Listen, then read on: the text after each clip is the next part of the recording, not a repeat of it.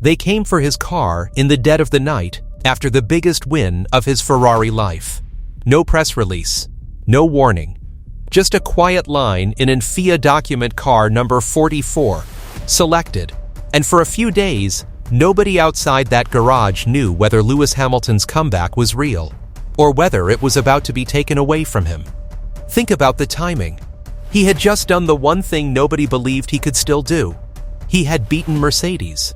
Not on strategy, not on luck on raw pace, in red, ending a winning streak that had made the rest of the grid look like extras in someone else's season.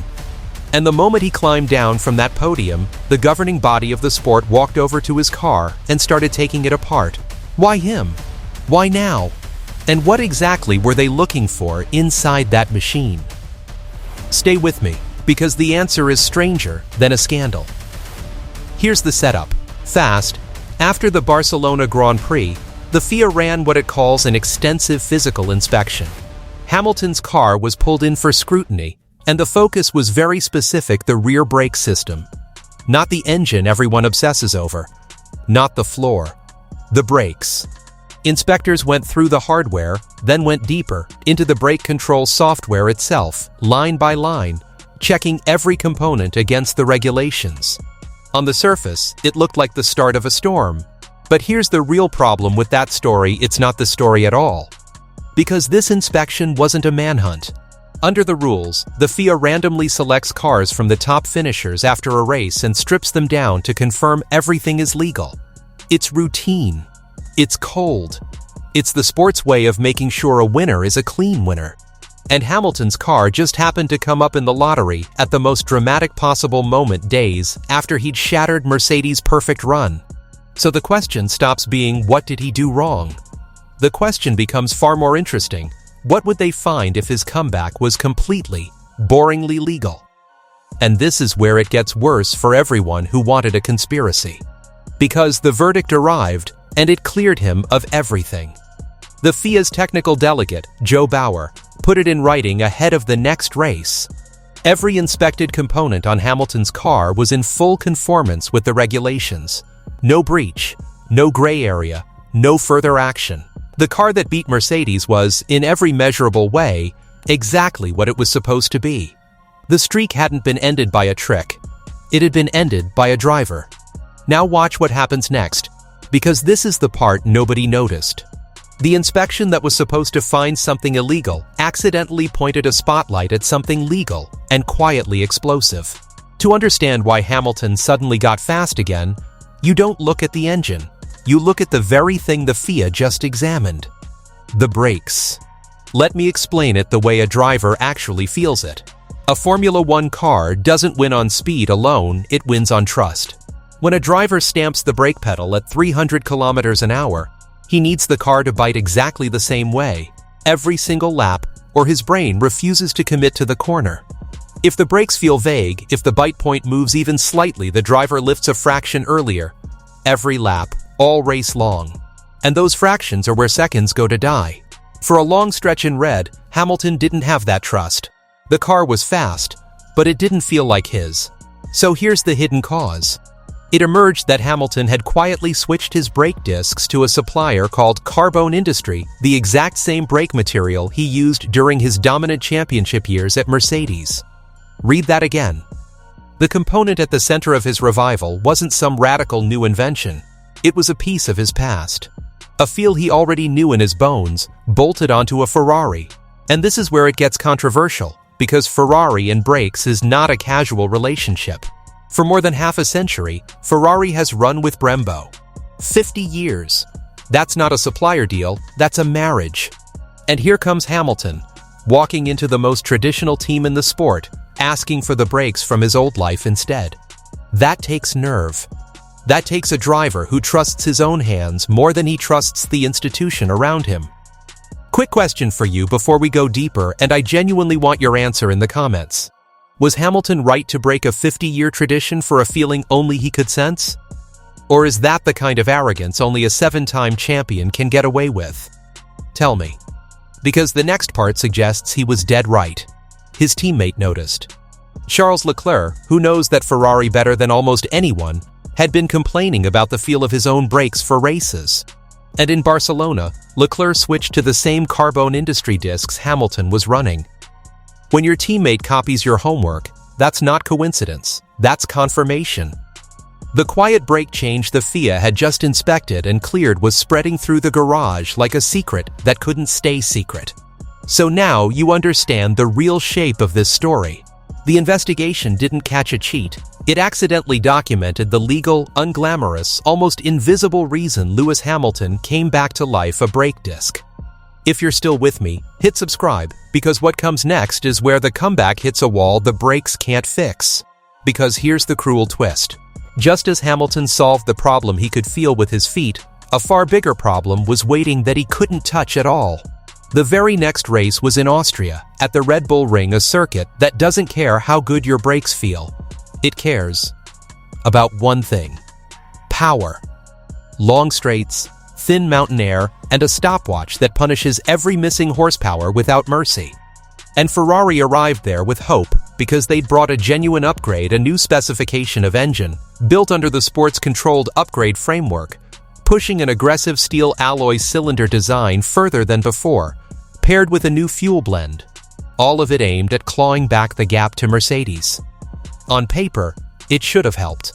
On track, both Ferraris went backwards. Let me show you what that actually looked like. Because the numbers are brutal. By Friday, Hamilton was already reporting that Ferrari was down around 0.6 of a second on the straights alone. Not in the corners on the straights. Picture two cars side by side leaving a corner at identical speed. For half a second, they're equal. Then, one car just keeps pulling harder and harder, like it found a second engine while the other slowly, helplessly falls behind. That's not a small gap you fix with a setup tweak. That's a chasm. And here's the technical heart of it. In plain language, Hamilton said something that should worry every Ferrari fan watching. It's not really about peak power, he explained. Coming out of the corner, the car feels strong, it's got the grunt. The problem comes at the end of the straight. Ferrari's energy deployment tails off. Mercedes doesn't. They just keep going. Think about what that means. A modern F1 car is part combustion engine, part electric weapon. The battery deploys a surge of electrical power down the straight. And the art is making that surge last all the way to the braking zone. Mercedes deploys its electric punch and holds it, flat out, to the very end. Ferrari deploys and then fades, like a sprinter who runs out of breath 3 steps before the line. Every single straight, every single lap. You don't lose a race in one dramatic moment with a problem like that.